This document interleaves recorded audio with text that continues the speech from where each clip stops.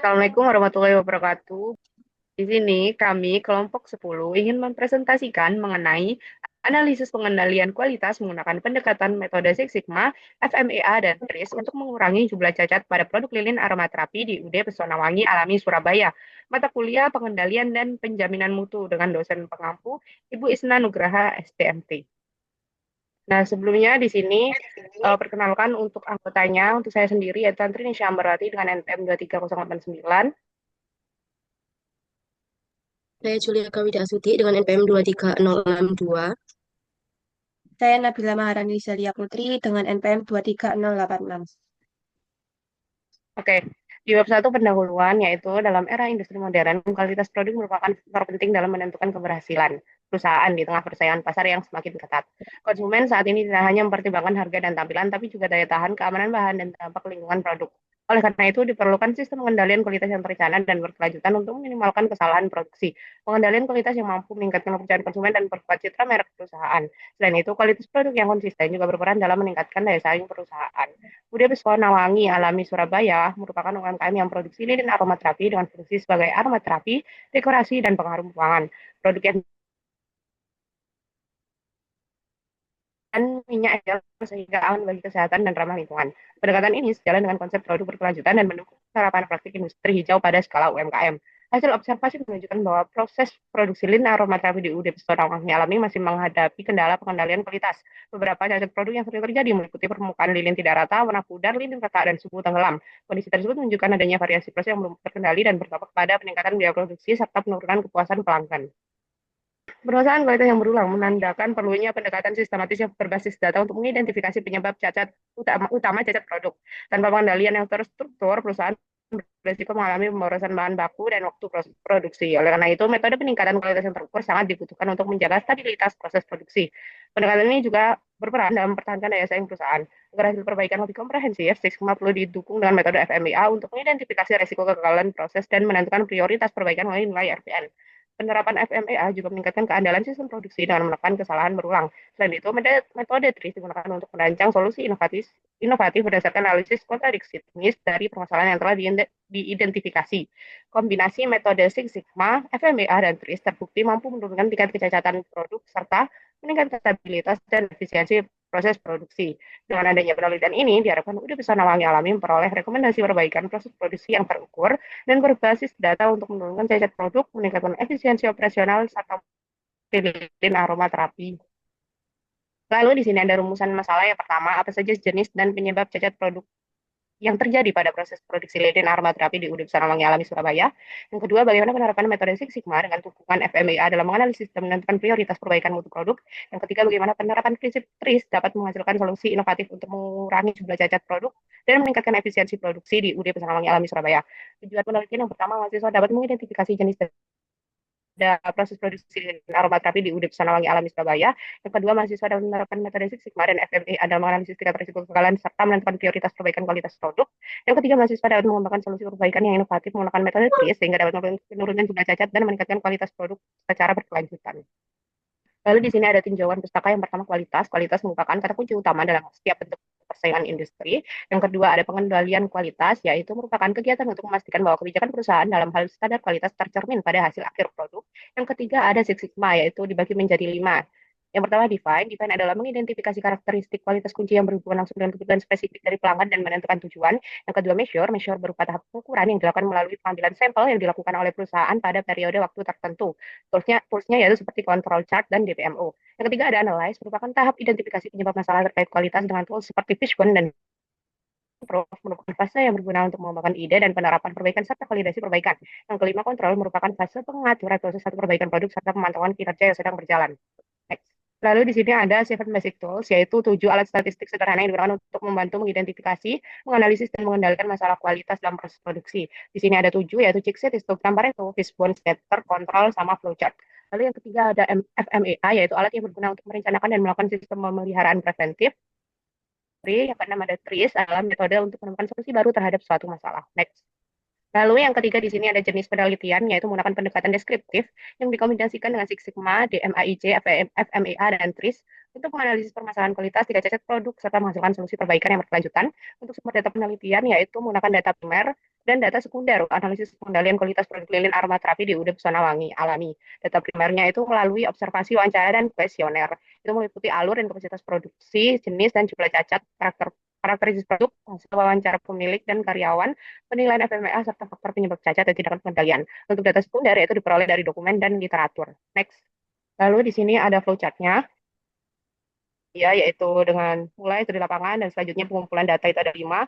Untuk pengolahan data menggunakan Six Sigma, yang pertama define measure, terus lanjut normal atau tidak. Kalau iya, lanjut ke tahapan di MAIC, lanjut ke measure, analysis, improve, control, lalu hasil pembahasan, kesimpulan, dan saran. Terus teknik pengolahan data di sini dilakukan menggunakan pendekatan Six Sigma yang didukung oleh metode FMEA dan TRIS untuk menganalisis dan memperbaiki kualitas produk. Tahapan pengolahan data mengikuti metode DMAIC, yaitu define untuk menetapkan masalah, tujuan, dan CTG, measure untuk mengukur tingkat cacat, serta menghitung nilai DPMO dan level Six Sigma. Analyze untuk mengidentifikasi akar penyebab cacat menggunakan diagram sebab akibat dan FMEA berdasarkan nilai RPN. Improve untuk menerapkan solusi perbaikan melalui pendekatan TRIS, serta kontrol untuk melakukan pengendalian agar proses tetap stabil dan hasil perbaikan berkelanjutan. Next. Baik, di sini terdapat tab 4, yaitu analisis hasil dan analisis. Untuk 4.1 itu ada pengumpulan data. UUD Pesona Wangi Alami merupakan perusahaan manufaktur yang memproduksi lilin aromaterapi untuk kebutuhan relaksasi, dekorasi, dan pengharum ruangan, dengan fokus penelitian pada produk cacat yang terjadi selama proses produksi, di mana untuk pengumpulan datanya dilaksanakan pada periode 1 September hingga 20 Oktober 2025 untuk mengidentifikasi tingkat cacat lilin aromaterapi. Kemudian ada proses produksi, bisa kita lihat di peta proses operasi atau OPC yang dimulai dengan persiapan dan penimbangan bahan, kemudian ada melelehkan parafin, dilanjutkan dengan pencampuran warna dan aromatik, dilanjutkan dengan pemasangan sumbu, kemudian penuangan lilin ke cetakan, dilanjutkan dengan pendinginan, kemudian pemeriksaan, pengemasan, dan diakhiri dengan penyimpanan. Next. Di sini terdapat data produksi dan karakteristik atribut dari lilin aromaterapi. Yang kami gunakan itu ada 4. Yang pertama ada permukaan lilin tidak merata. Yang kedua ada warna lilin pudar, yang ketiga ada lilin retak, dan yang terakhir ada sumber lilin tenggelam. Dan di sini terdapat tabel dari data karakteristik atribut yang kita peroleh dari hasil observasi. Next. Kemudian di sini terdapat data karakteristik variabel produk lilin aromaterapi. Untuk data karakteristik variabelnya itu kami menggunakan 3. Yang pertama ada tinggi lilin. Standar tinggi lilin yang digunakan adalah 50 mm dengan batas toleransi yaitu 48 sampai 52 mm. Kemudian yang kedua ada diameter lilin, yaitu standar diameter lilin adalah 36 mm dengan batas toleransi 34 sampai 38 mm. Yang terakhir ada berat lilin. Standar berat lilin adalah 45 gram dengan batas toleransi 43 sampai 47 gram. Dan di sebelah kanan ada tabel 4.2, yaitu tabel data karakteristik variabel yang telah kami peroleh dari hasil observasi. Next. Kemudian di sini ada tahap define, di mana tahap define ini bertujuan untuk mengidentifikasi permasalahan utama kualitas pada produksi lilin aromaterapi UUD Pesona Wangi Alami. Pada tahap ini digunakan SIPOK untuk memetakan proses produksi dengan menentukan CTG seperti warna, aroma, dan kehalusan permukaan lilin. Dan di sini ada tabel pengolahan data. Selanjutnya ada project statement. Yang pertama ada business case, yaitu UUD Pesona Wangi Alami menghadapi masalah kualitas produk seperti permukaan tidak rata, warna pudar, lilin retak, dan sumber tenggelam. Yang kedua ada problem definition, yaitu diperlukan metode Six Sigma untuk mengidentifikasi dan mengurangi penyebab. Ini bertujuan meningkatkan efisiensi proses dan menjaga konsistensi kualitas. Yang ketiga ada project scope, cacat utama yang sering terjadi. Analisis dilakukan untuk menemukan akar penyebab dan perbaikan proses. Yang keempat ada goal statement, yaitu menurunkan tingkat cacat produk dan meningkatkan kualitas melalui penerapan Six Sigma, FMEA, dan TRIS guna meningkatkan kepuasan pelanggan dan daya saing. Yang terakhir ada project timeline, yaitu penelitian dan perbaikan kualitas dilakukan selama 50 hari, yaitu dari 1 September hingga 20 Oktober 2025. Kegiatan ini meliputi pengumpulan data, analisis proses, identifikasi penyebab cacat, perancangan solusi, dan evaluasi. Next. Selanjutnya di sini ada identifikasi karakteristik. Untuk karakteristik variabelnya itu ada tinggi lilin 50 mm dengan toleransi 48 sampai 52 mm. Yang kedua ada diameter lilin yaitu 36 mm dengan toleransi 34 sampai 38 mm. Yang ketiga ada berat lilin dengan yaitu 45 gram dengan toleransi 43 sampai 47 gram. Untuk karakteristik atributnya itu ada 4. Yang pertama ada permukaan lilin tidak merata, yang kedua ada warna lilin pudar, yang ketiga ada lilin retak, dan yang terakhir ada sumber lilin tenggelam. Dan di sini terdapat identifikasi jumlah defek dan permukaan tidak rata memiliki persentase kumulatif yaitu 2,503% dengan warna pudar dengan presentasi kumulatif 4,994%, lilin retak dengan presentasi kumulatif 7,456%, dan sumbu tenggelam dengan presentasi kumulatif 10%. Di sini terdapat diagram SIPOK. Next. Nah, selanjutnya ada tahap measure, yaitu pada tahap ini dilakukan pengumpulan data produksi dan kecacatan untuk mengetahui tingkat kualitas lilin aromaterapi. Data tersebut digunakan untuk identifikasi CTG serta menghitung nilai DPM indikasi Sigma sebagai indikator kinerja kualitas proses produksi. Nah, di sini ada penentuan CTG, yaitu CTG 1, yaitu permukaan lilin tidak rata, dengan deskripsi permukaan lilin terlihat bergelombang atau tidak halus akibat proses pendinginan yang tidak merata. Yang kedua ada warna lilin pudar, yaitu warna lilin terlihat tidak seragam atau tampak kusam akibat pencampuran warna yang tidak merata. Yang ketiga ada lilin retak, yaitu dengan deskripsi lilin mengalami retakan pada bagian permukaannya akibat perbedaan suhu pendinginan. Yang terakhir ada sumber tenggelam, yaitu sumber lilin tidak berada pada posisi tengah atau tenggelam ke dasar cetakan akibat kesalahan penempatan pada suhu cairan lilin yang terlalu panas. Next. Nah, di sini uji normal data di mana pada uji normal data H0 adalah data tersebut berdistribusi normal dan H1 adalah data tersebut tidak berdistribusi normal dengan level of significant yaitu sama dengan 0,05 dengan wilayah kritis D lebih kecil atau sama dengan D alpha di mana D alpha N sama dengan 50 sama dengan 0,192 dengan selisih maksimum D maksimum yaitu 0,09921 dengan D tabel yaitu D49 yaitu sama dengan 0,192 dengan D maksimum lebih kecil sama dengan D alpha. Dengan keputusan H0 diterima karena D 0,0921 lebih kecil D alpha 0,192. Hal ini berarti data kecacatan pada data pengamatan berdistribusi normal. Next.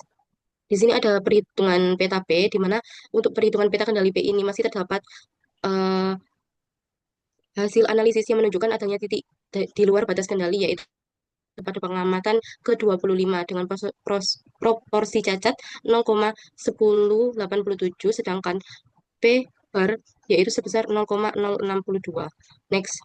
Nah, di sini untuk peta kendali perevisi tidak ada data yang keluar batas kendali sehingga seluruh data berada dalam batas kendali atas dan bawah sehingga dapat disimpulkan bahwa proses produksi lilin aromaterapi berada pada kondisi stabil dan terkendali tanpa penyimpanan yang signifikan.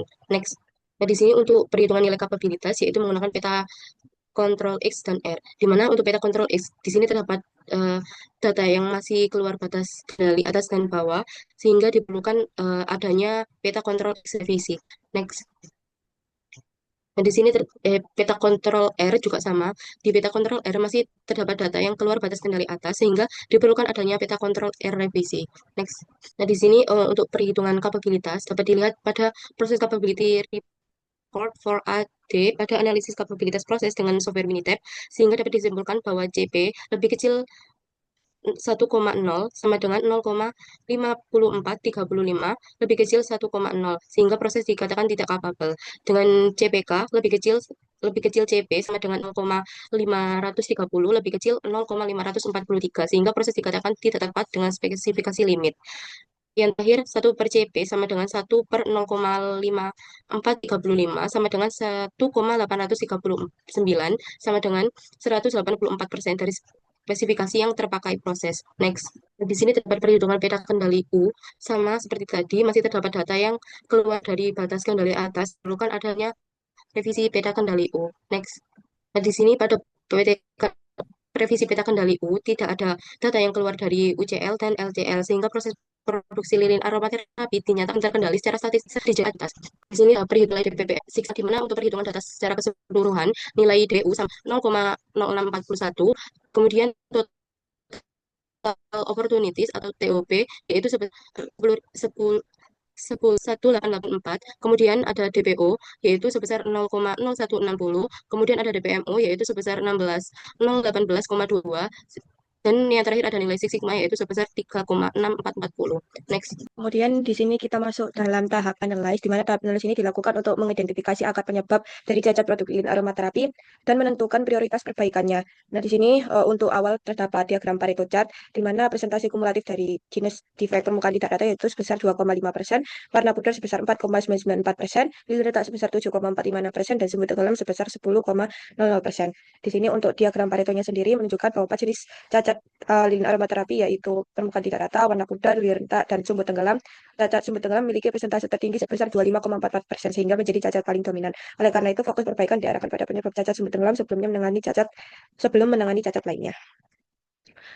Selanjutnya di sini terdapat diagram sebab akibat atau fishbone di mana ada 4 yaitu defek permukaan lilin tidak rata yang disebabkan oleh faktor MEN, karena ketidaktelitian operator saat penuangan dan pengaturan suhu, material karena campuran parafin tidak homogen, untuk mesin karena cetakan tidak rata dan suhu panas tidak stabil, metodenya proses pendinginan dan SOP tidak tepat, serta environment dengan suhu ruang dan sirkulasi udara yang tidak terkendali. Sehingga pencegahan perlu dilakukan melalui peningkatan keterlibatan operator, pengendalian bahan, kestabilan mesin, penerapan SOP, dan pengaturan lingkungan produksi. Kemudian ada defek pernah lilin pudar di mana untuk dari faktor main sendiri karena pengadukan dan takaran pewarna tidak tepat, material itu dikarenakan kualitas pewarna rendah, mesin suhu pemanas tidak stabil, dan metode karena proses pencampuran tidak sesuai, serta environment karena kelembaban serta pencahayaan ruang produksi. Kemudian untuk defek lilin retak ini dari faktor mainnya itu karena operator mempercepat pendinginan dan kurang pengawasan. Kemudian material komposisi bahan tidak stabil dan minyak esensi yang berlebih dari faktor mesin karena tidak ada kontrol suhu otomatis dan cetakan terlalu dingin. Kemudian untuk faktor metode yaitu pendinginan di bawah AC dan SOP tidak dijalankan dengan baik,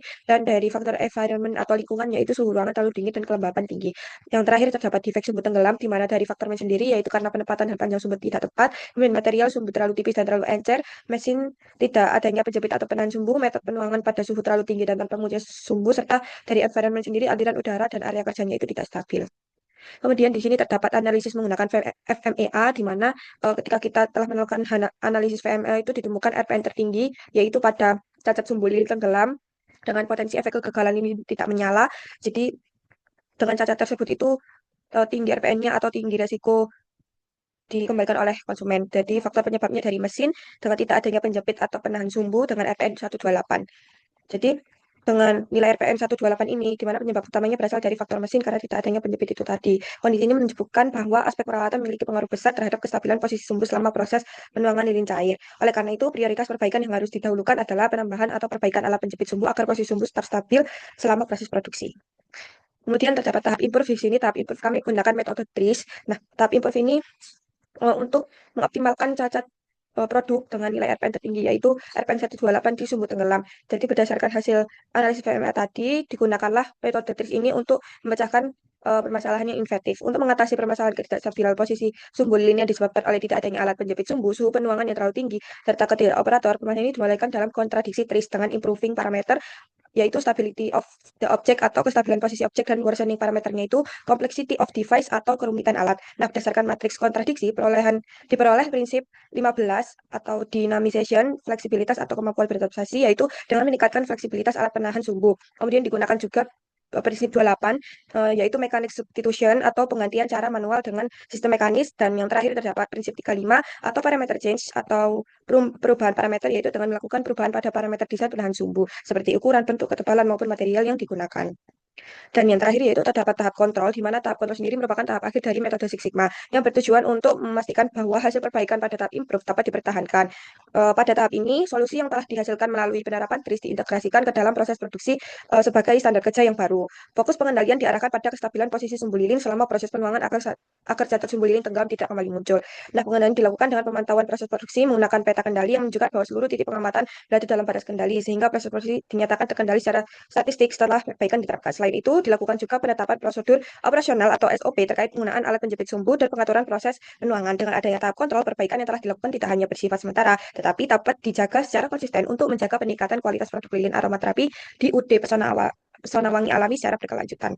Di sini selanjutnya terdapat kesimpulan dan saran, di mana kesimpulan sendiri yang pertama yaitu cacat produk dipengaruhi oleh faktor bahan baku, suhu peleburan, teknik penuangan, pendinginan, dan pemasangan sumbu dengan penyebab dominan yang berbeda. Kemudian pada tiap jenis cacat. Lalu identifikasi ini menunjukkan titik kritis proses produksi yang menjadi dasar perbaikan kualitas. Yang kedua, pengukuran kinerja proses penggunaan. DMAIC menghasilkan nilai DPU, DPO, DPMO, dan level sigma yang menunjukkan proses masih berada pada level sigma rendah. Nah, hasil FMEA mengidentifikasi mode kegagalan dengan RPN yang tinggi, di mana cacat sumbu tenggelam menjadi prioritas utama dengan nilai RPN 128. Kemudian yang ketiga yaitu penerapan TRIS menghasilkan solusi teknis melalui prinsip inventif 15, 28, dan 35, seperti stabilisasi sumbu, pengendalian suhu, dan homogenisasi bahan yang mendukung perbaikan kualitas secara konsisten dan berkelanjutan. Kemudian terdapat saran dari tugas besar pengendalian dan penjaminan mutu ini, yaitu yang pertama, perusahaan perlu memperkuat SOP, pengawasan bahan baku, serta pelatihan karyawan pada proses penuangan, pendinginan, dan pemasangan sumbu untuk menekan kecacatan.